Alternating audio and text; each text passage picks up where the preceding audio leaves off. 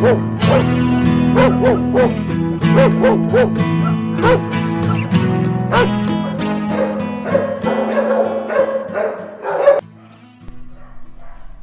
year, between 6 and 8 million lost and abandoned animals end up in shelters. Of those, 3 or 4 million are euthanized because there just isn't enough funding and room in the shelters for them. Floss Blackburn and the volunteers at the Denkai Animal Sanctuary are doing it a different way.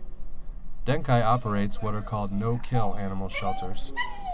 Many shelters will euthanize animals that are unhealthy, difficult to handle, or unlikely ever to get adopted.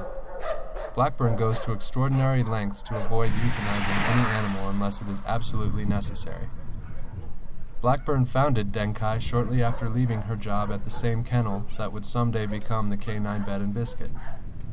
Floss had been getting requests to take in unwanted horses and other animals, so she decided to found a non-profit and convert her property near Grover, Colorado into a full-time animal shelter. At the Denkai Animal Sanctuary, they house a veritable menagerie of abandoned and unwanted animals. Denkai obtains 77% of its funding from private donations, so Blackburn says running a non-profit requires a mind for business as well as a big heart. People don't understand the overhead that goes into something like this in order to keep it operational, because it is a business. It's a nonprofit, we're here for the animals, but it's a business, and in order for us to continue helping animals, we have to run it like a business. And I think that's a lot of times the mistake that nonprofits make. One disadvantage is the remote location of the sanctuary itself. When the opportunity to take over the Canine Bed and Biscuit arose, Blackburn decided to give it a try. It just sort of came to me. I mean, it's something that we wanted a satellite. I've been playing forever, like with a satellite, trying, and it didn't work, and I try again, and it wouldn't work, and so I'm trying again. Located in Windsor, just outside of Greeley, Colorado, the Canine Bed and Biscuit became the Denkai Adoption Center. Blackburn hopes the facility will help her animals find permanent homes and bolster her foundation's income. The first time I came out here, the kennels in there were up to date. They weren't anything at all, and they're just all kind of crummy, not really. Walls were horrible, stuff like that. It looks good now. It looks good. She did a good job. When Blackburn took over, the facility needed a lot of maintenance and some changes in the way they cared for the dogs. Blackburn worked with volunteers and local businesses to update the kennels, paint, repair lights, and redo the outdoor play areas. Blackburn also worked on making the adoption center more visible to the community. We always thought that since we were out here on 392, kind of out in the middle of nowhere, that no one knew where we were. But, now I think that's changing. Now I think people know where we are. Blackburn realized that the dogs had been mostly confined and poorly cared for. Her first priority was to help them out. Not only did they have to turn around the structure of the facility, they had to turn around the dogs as well. There's some dogs that have been in here for 8 years, and this is something that you're not going to see at a typical shelter facility. They're not going to house a dog that long, and it's not humane to house a dog that long in a kennel environment. Some of the dogs Floss had inherited were what she calls kennel crazy. Having been cooped up in a 4x6 kennel for as long as 8 years, they underwent a complete personality transformation. The Denkai Adoption Center is somewhat unique in that it has ample room for the dogs to run and play outside. Floss knew that was just what the dogs needed.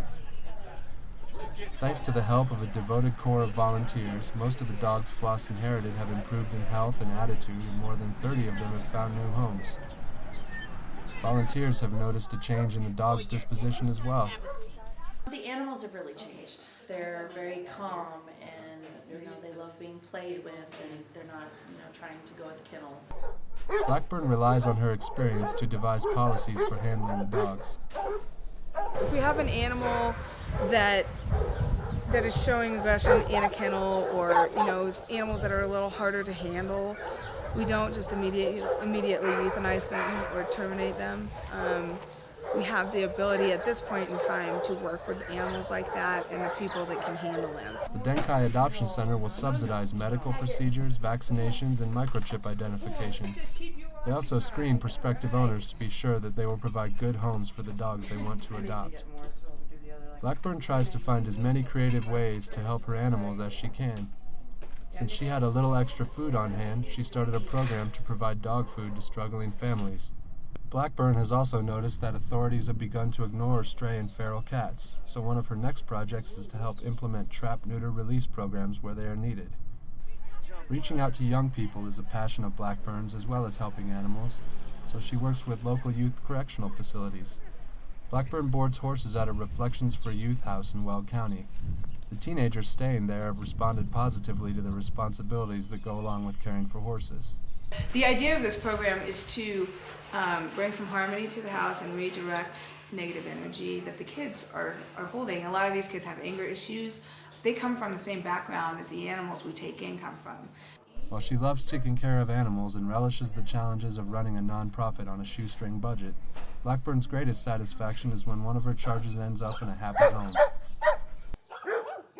I say I'm probably over 60% better in attitude, self-esteem. I get up and go slide up now and stay with me instead of going down the road. And I tell you what. In 1973, Stewart returned from Vietnam, still recovering from leg injuries he suffered after being run over by a truck 3 years earlier.